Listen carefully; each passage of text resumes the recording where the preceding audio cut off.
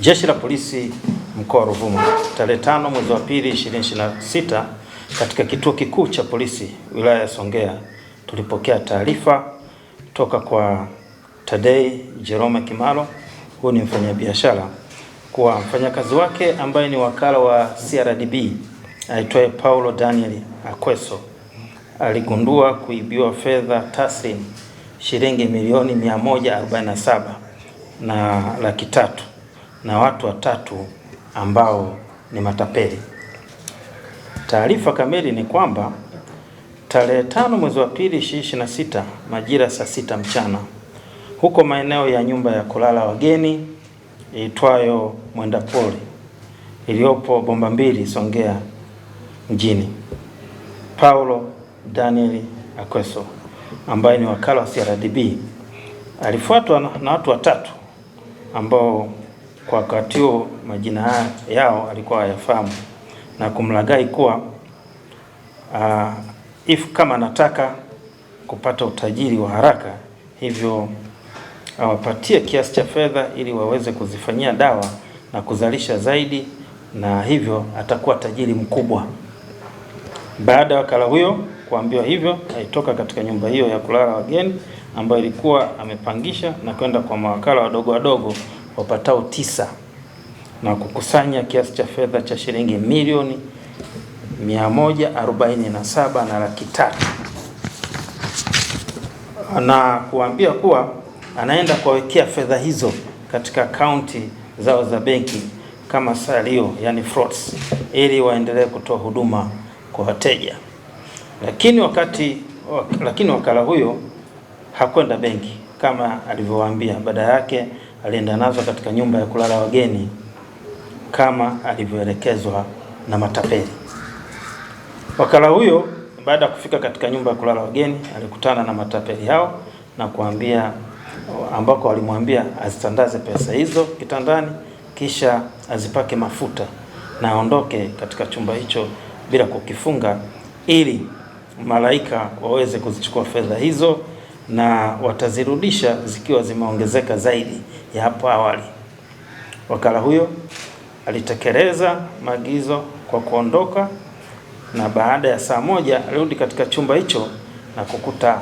pesa zote hazipo.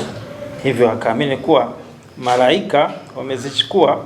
na wakala huyo aliendelea kukaa chumbani humo kwa muda mrefu akisubiri pesa zirudi, lakini hazikurudi mpaka mwajiri wa wakala huyo alipopata taarifa na kutoa taarifa kituo cha polisi. Baada ya kupata taarifa hiyo, Jeshi la Polisi mkoa wa Ruvuma kwa kutumia timu ya wataalamu wabobezi wa upelelezi tulianza ufuatiliaji wa mkasa huu,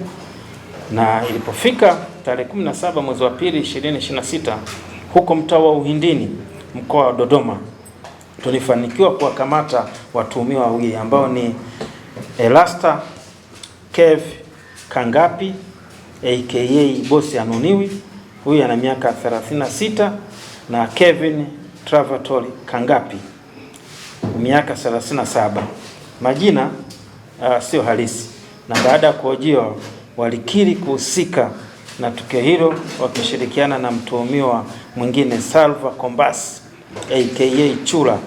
ambaye naye tarehe 18 mwezi wa pili 2026 alikamatwa maeneo ya stendi kuu wilaya ya Mbinga mkoa wa Ruvuma. Hata hivyo, baada ya upelelezi, kiongozi wa kikundi hilo la matapeli aitwaye Enosta Kevin Kangapi aka Bosi Anuniwi, katika akaunti yake ilibainika kuwa na kiasi cha fedha milioni 88 ambazo alikiri kuwa kiasi hicho ni sehemu ya pesa walizotapeli kwa wakala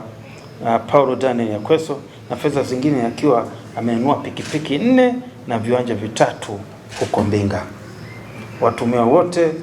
watafikishwa mahakamani kwa hatua zaidi za kisheria. Sanjari na hilo, pia Jeshi la Polisi mkoa wa Ruvuma